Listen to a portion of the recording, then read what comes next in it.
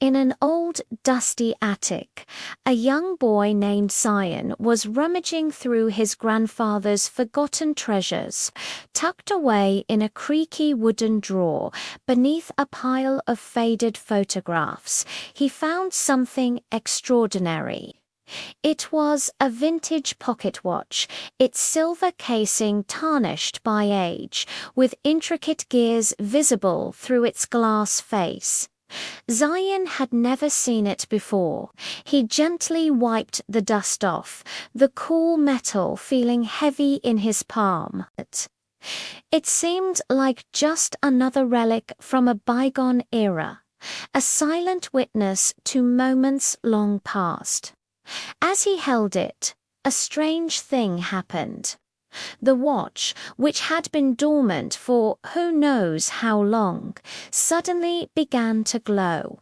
A soft, pulsating blue light emanated from within, casting eerie shadows across the attic. Then came the sound, a loud, rhythmic ticking that filled the silence, each tick echoing like a heartbeat. It was unnerving yet captivating. The watch wasn't just old. It was alive. Zayan's heart pounded in his chest, a mix of fear and curiosity swirling within him. What was this mysterious object? His fingers traced the edge of the watch, discovering a tiny, almost hidden button on its side. Without thinking, driven by an impulse he couldn't explain, he pressed it. The effect was instantaneous and absolute. The loud ticking stopped, but it wasn't just the watch that went silent. Everything went silent. The gentle rustling of leaves outside the window ceased. The distant chirping of a bird was cut off mid-song. Even the dust motes dancing in the sunbeam froze in place. Zayan looked out the window. A man walking his dog was frozen mid-stride, the dog's tail suspended in a wag. The world had become a perfectly still photograph. A wave of shock washed over Zayan, quickly followed by a surge of pure excitement. He was standing in a frozen world. Cautiously, he left the attic and stepped outside. It was surreal. He walked down the street, weaving between motionless cars and people who looked like mannequins in a department store. He waved his hand in front of a mailman's face, but there was no reaction. The wind didn't blow. The air was completely still. It was his own private, silent kingdom. He felt a sense of power he had never imagined, a freedom that was both exhilarating and a little bit frightening, as he marveled at a frozen flock of pigeons suspended in the air like a strange art installation. A shimmering presence materialized behind him. It was a figure made of swirling, translucent light, its form constantly shifting. It had no distinct face, but Zayan could feel its ancient, knowing eyes upon him. This was no ordinary being. It was a time spirit, a guardian of the temporal flow, drawn out by the sudden, abrupt halt in the continuum. Zayan stood frozen, not by the watch's power this time, but by sheer awe and a touch of fear. The spirit's voice wasn't spoken, but echoed directly in Zayan's mind, calm and resonant. "You have awakened the Chronos key," it said, its voice like the chiming of 1,000 tiny bells. "You now control time. But this is a power that demands balance, a gift that carries a great burden. Use it wisely, young one, for every second you alter has a consequence." The words hung in the silent air, heavy with meaning. Zayan wasn't just playing with a magical toy, he had stumbled upon a fundamental force of the universe. With the spirit's words echoing in his thoughts, Zayan began to experiment. He learned the Watcher's secrets.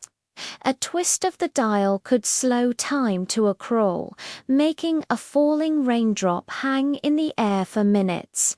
Another twist could speed it up, causing the sun to race across the sky in a blur of light and shadow. He could pause, rewind a few seconds, or fast forward through boring moments. The world was his playground, and time was his plaything. He felt invincible, a master of moments. He started using his newfound abilities for good. He saw a cat slip from a high fence and, with a quick press of the button, he froze time, gently repositioning the feline on the ground before letting the world resume. He spotted a little boy about to trip over an untied shoelace, and in a frozen instant, he knelt and tied it for him.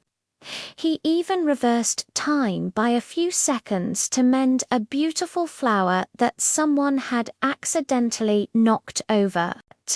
Each small act of kindness filled him with a sense of purpose. He wasn't just powerful, he was helpful. But the time spirit was ever present, a silent observer in the background. It appeared again, its light form seeming a little dimmer this time. Be warned, its voice resonated in Zayan's mind. The watch draws its power from your own life force. The more you bend and break the rules of time, the weaker you will become. Every tick you steal is a moment borrowed from your own future. The spirit's warning was stark. This incredible power came at a personal cost. Zayan soon began to feel the truth in the spirit's words. After a day of temporal manipulation, an immense fatigue settled over him, a weariness that went bone deep. He looked at the watch. The vibrant blue glow that had once been so bright was now faint, flickering like a dying candle. The confident, loud ticking had softened to a weak, almost desperate pulse. The power was fading, and so was his own strength. He felt a dizzy spell wash over him. The world, even when frozen, seemed to tilt on its axis. He knew he couldn't go on like this. The thrill of power was being replaced by the heavy weight of its consequences. He looked around at the still, silent world he had created. It was peaceful, but it was also lonely and unnatural. Life was meant to be lived in motion, with all its unpredictability and imperfections. Taking a deep breath, his hand trembling slightly from exhaustion, he located another small, recessed button on the watch. The reset button, the final command. With a heavy heart, he pressed it. There was a brilliant flash of white light, and then the world exploded back into life. The bird finished its song, the wind rustled the leaves, and people continued their walks, completely unaware that anything had happened. Time was flowing normally again, a rushing river restored to its course. Zayan looked down at the pocket watch in his hand. The light was gone. The ticking was silent. Its face had turned a dull, lifeless black. It was just an old piece of metal once more, its magic seemingly spent.